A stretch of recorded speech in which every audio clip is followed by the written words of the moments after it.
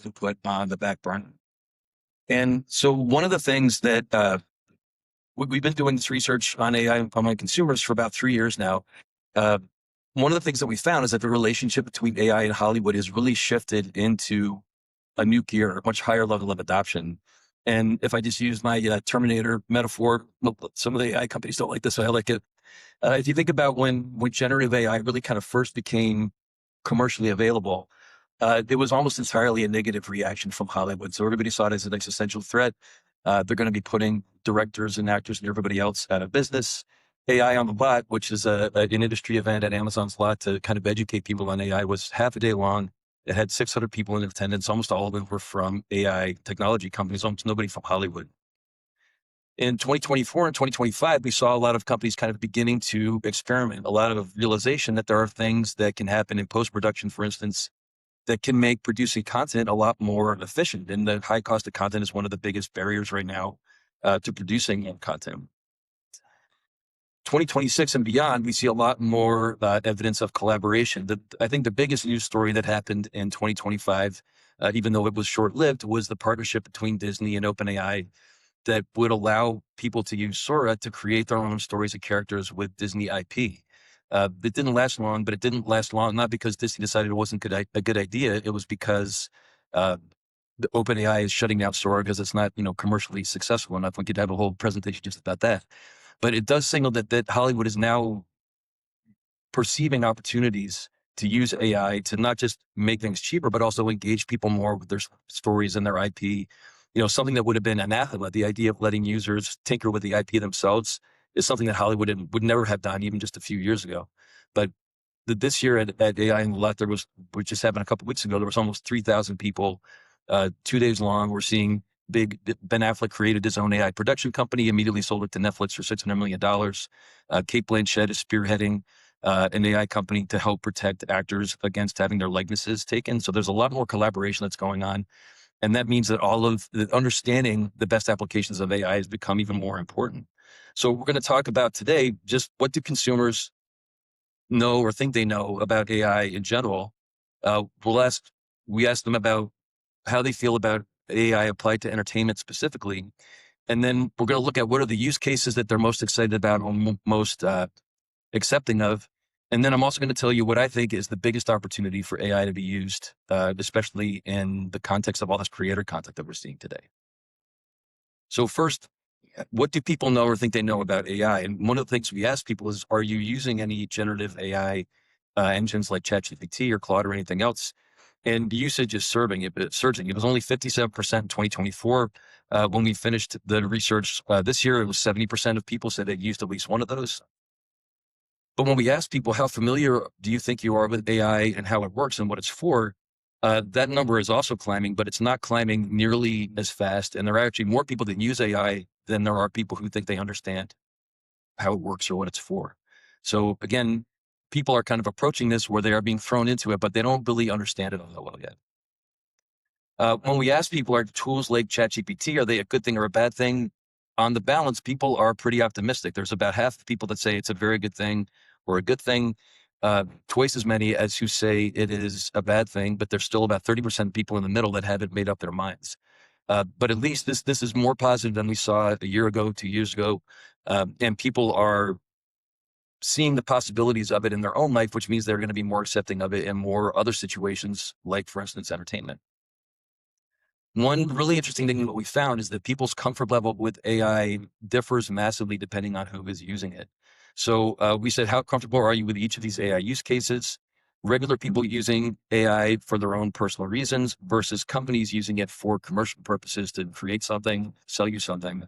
And the comfort level is twice as high with other people like them that are using AI themselves. And that obviously has a huge trickle down effect on the commercial viability of AI for different sorts of things. And we're going to come back to this one in a little bit. Now, another thing we wanted to ask people about was some of the sort of more public AI controversies that have taken place. We all know there's lots and lots of cease and desist, lots and lots of lawsuits, lots of angst, writer and director strikes. But we wanted to show people some of these issues and find out, just in a vacuum, do people even know these things have happened? But also, who do they side with? Do they side with the creative humans or do they side with the AI company? And so we showed people, I actually used ChatGPT to come up with the most innocuous explanation, non-pejorative explanation of each one of these that I could. But we asked about, for instance, Kelly Norwood. If you're not familiar with her, she was, I think, now defunct AI created actress. We described kind of the two schools of thought. Her creator says she's simply a new kind of performer, but many human actors worry about the loss of their livelihoods. 64% of consumers said they sided more with the humans in this scenario. Only 28% said that they sided with the side of the AI company, that it's a way to bring more creativity to fruition. We asked the same thing about Anthropic's now settled lawsuit over their use of copyrighted books for training data. Similar results here. More than half of consumers that we talked to sided with the authors. Only 29% sided with the AI company. And then finally, the big one that we asked, this was before Disney and Sora had their arrangement, but the huge balloting that broke out when they released Sora, and there were no guardrails on it at first, and you could just use it to create any kind of characters that you wanted. 73%, 3/4 of consumers said they sided more with the creative part of the industry. Only 19% here. This was the most unbalanced. It kind of bought the value proposition from OpenAI that this would be a way to bring more creativity to boot. So that brings us to the question of what will audiences accept and what do they want? What are the problems at the end of the day that AI could solve? Because if we can all build tons and tons of technology, but at the end of the day, if it's not something that's going to make a person click on a piece of content, if it's not going to make them take out their credit card for one more month, there really isn't that much reason to build it. It's not going to be successful. So we showed people a long list of AI related applications, some that exist already, some that may exist in the future, some that are total pie in the sky. There was about 25 of them. And we had people rank them on two attributes. So one, do you feel like this is an ethical use of AI? And we didn't define for them what ethical means. We let them define that for themselves. But then they also ranked it on how appealing it was. Would you use this or would you want to use this if it was available? So when we look at the map in a minute, the further it is on the up, it is on the vertical axis, the more ethical it is. The more it is to the right, the more appealing the idea is. And I'm not going to show you all 25 of them, but there are some really powerful takeaways here. One is that the strongest use cases, the things that people are the most excited about, are sort of basic things that improve the viewer experience. So when the number one thing out of those 25 that we asked about was AI that goes and finds other AI or deepfake video and either tags it or eliminates it. That was the most appealing and the most ethical use of AI of all the ones that we tested. Number two out of those 25 was AI that gives you smarter recommendations. So instead of, people are very jaded about the recommendations they get from streaming platforms today because they think that they're being shown the stuff that Netflix wants you to watch, not necessarily the stuff that I want to watch. So an AI that would look across all your viewing and make smarter recommendations and give you recommendations for shows you're really going to enjoy was the number two most appealing, most ethical use. And then the number three one, which I think is really interesting, is that this is third in appeal, that AI that matches you with more relevant ads. So one thing, and I'm giving a speech about this tomorrow, especially Gen Z, if they have to see ads, they want to see ads that are relevant to them. And how great is that? Because that's better for the advertisers and it's better for the platforms too. And not only is that one of the things that AI is, a lot of people think AI is best positioned to make that work better. That's one of the things that consumers wanted to do also. So there's a real win-win-win there. The least appealing things and least ethical things of everything that we asked about all had to do with fully AI generated content. So sort of those existential threats that have had Hollywood so stressed out. The three things that were the least appealing and least ethical were virtual actors like Tilly Norwood, celebrity avatars where a celebrity will create an AI avatar themselves that can converse with you online.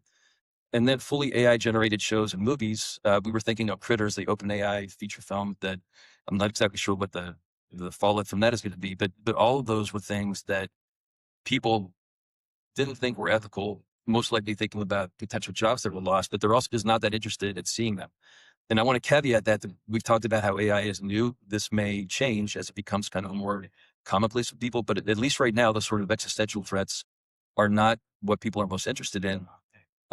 And they're even less appealing to people that are under 25, interestingly. So the people that are the biggest embracers of technology are the ones that are the most uncomfortable. But there is one big exception to this. And remember the slide I showed you earlier, where people are a lot more comfortable with AI that's being used by other consumers. one of the things that we asked about, and we actually asked about this before Disney's announcement, but we said, what about an AI application that would let you make your own stories with Disney characters, Disney IP, and send them to your friends, and we actually described it as sort of like a higher level tier of access to Disney Plus. So again, generating content, which I just showed you was the least appealing, least ethical application. But when we asked about it, if it was other users or you yourself creating it, we got the diametric opposite results. 68% of people said that sounded appealing, and this was all viewers, so we weren't even drilling down on Disney fans. And then more than half thought it was an ethical use of AI. So that's literally the diametric opposite of every other content creation use that we asked about. And I think this is really important because as we've heard at this conference a lot today, especially if you were over at Evans, Hollywood has this connection problem where they are getting their lunch eaten in many cases by creator video. And the reason for that, our research indicates, is that people want to feel like they're part of a community, like they have the ability to interact with content and not just watch it. And Hollywood, the whole history of Hollywood by definition is happens on a red carpet. It's behind veil or ropes. You know, you can watch Brad Pitt in a movie. You can't go like change Brad Pitt's outfit or go have a beer with him probably. Uh, but that's really the next generation of viewers really want to be able to interact with content. And Hollywood, at least until recently, is set up under no circumstances does anybody touch our IP. It's the most precious asset, and we're the only ones that can mess with it. But AI could be something that really changes this. And when you read the press release from Bob Iger when they announced their partnership with OpenAI, they're seeing this, and I think they still see this, even though they're not doing it with OpenAI anymore, as a way to get more people to feel ownership of their IP, to engage with it, you know, with guardrails on there, so you're not doing anything too crazy. But create this from a static thing that people observe into something that they interact with. And it's really interesting to see that this is almost exactly the same language that they used when they announced their partnership with Fortnite, where you can now play as Disney characters, and they actually made an investment in a huge one in the company, so they can even deepen that engagement with their IP. And so I think this is something that's really, really important. It's something that AI can do well. And it's one of the things that especially traditional media and traditional Hollywood needs the most to make their content durable and sticky with everybody that's under 25 today. And I think there's a lot of reason to be optimistic about it. This is a quote from Seth Hallen, who was he spent 40 years in Hollywood. He now runs an AI VC fund, and I know him because we have the same PR agency. But he's got some really interesting thoughts on this. And what he says is that AI becomes a boon for Hollywood when it's treated as infrastructure, not as artistic, but as infrastructure, a tool. The most durable value will come from making workflows more efficient. So making it cheaper to build content, more discoverable. So of all the content that people have out there, making it easier for them to find the next thing to watch, which is like one of the biggest problems that people have. Localizable, so you can take content and move it from market to market. Measurable, so that we can get more complete measurement across all these platforms, which is a huge problem for the industry. And more rights aware, so people don't have to worry about having their likenesses or their works stolen and not being compensated. And keeping human craft at the center. He's actually a huge proponent that humans will never be out of the artistic creative process, that nobody wants to see endless generations of AI content. Because as one of the speakers said earlier, if all the content becomes AI can't make anything new. It can make things that are interesting by connecting two different sources that you didn't think of, but it can't create new stuff out of whole cloth. It's reliant on human creativity for doing that. And once enough AI slop gets out of there and it's all training on itself, you pretty quickly become, you're not generating anything of any great interest. And I think this, again, is even more important for young consumers. If you look at the three kind of YouTuber videos over the last few months that busted all the records at the box office, none of those are big franchise sort of formulaic pictures. One of them only succeeded because Markiplier's YouTube followers did a letter writing campaign to all the theaters and convinced them to take it. But I think especially younger consumers are going to be a lot less interested in sort of derivative content. They are going to value even more original, compelling stories. So just in conclusion, audiences, the people that are going to buy and watch all this stuff, they still want humans in the mix. That may change, or they may not feel as strongly that way as AI becomes more familiar, but at least for right now, they're not interested in AI created content as much as they are in human created content. The most wanted use cases for AI are not the ones that Hollywood is the most worried about. They're the ones that are the biggest pain in the ass for everyone, like better recommendations. We're seeing ads that are relevant. Those are things that nobody loses if those things come to pass. Technologically, they're relatively easy to do compared to generated content. And they're also the things that viewers want the most. And then finally, AI applied to infrastructure generates more money for profits, but also for content. So there's a lot of focus on the jobs that will be lost, and rightly so. But there's a tremendous amount of just friction, just busy work that doesn't have to happen. That if I saw one estimate that said that on the post-production side, AI could soon save as much money as the entire original content budget for Netflix, which is about $18 billion. So will these companies spend all that money that they saved on content? Probably not, but they'll spend some of it.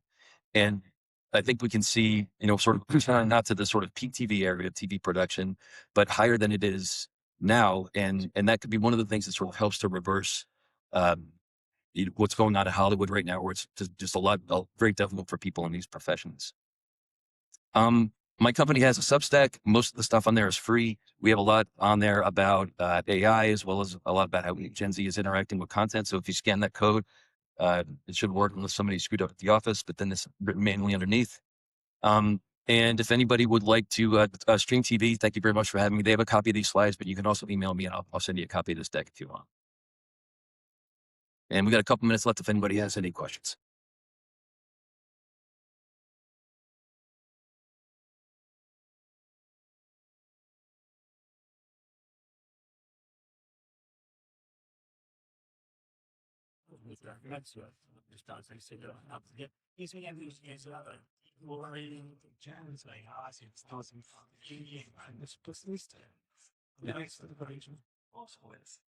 Thank you. I'm just curious about how audiences feel about those kinds of uses. Like, I feel like you could argue that it affects the integrity of the broadcast, or in the last session, people are talking about the sensitivity of sports betting and outcomes. That's a great point. So I don't know if ESPN is doing that or not. I do know that when on their Thursday night football games, Amazon had that AI overlay called or I forgot what it's called, but so we did ask NFL fans who had watched the game if they liked it. So, and among people who used it, because remember there was 2 feeds, you could watch with that AI overlay or not. The reaction was overwhelmingly positive among people that used it. They said it made the game more interesting. They said that it didn't get in the way of watching the game itself, which if you remember, most of the things remember the glow in the dark putt that the NHL had that aggravated everybody. There's many more examples of tech that has made sports harder to watch that has made it easier. But I think Amazon did a really good job with the design of that because it was additive, but not overwhelming. And they also gave an option for people who didn't want to see that to just watch it with the normal feed. But at least the people that we talked to that did use it, the reaction was overwhelmingly positive. Awesome. Thank you guys very much. Appreciate your time.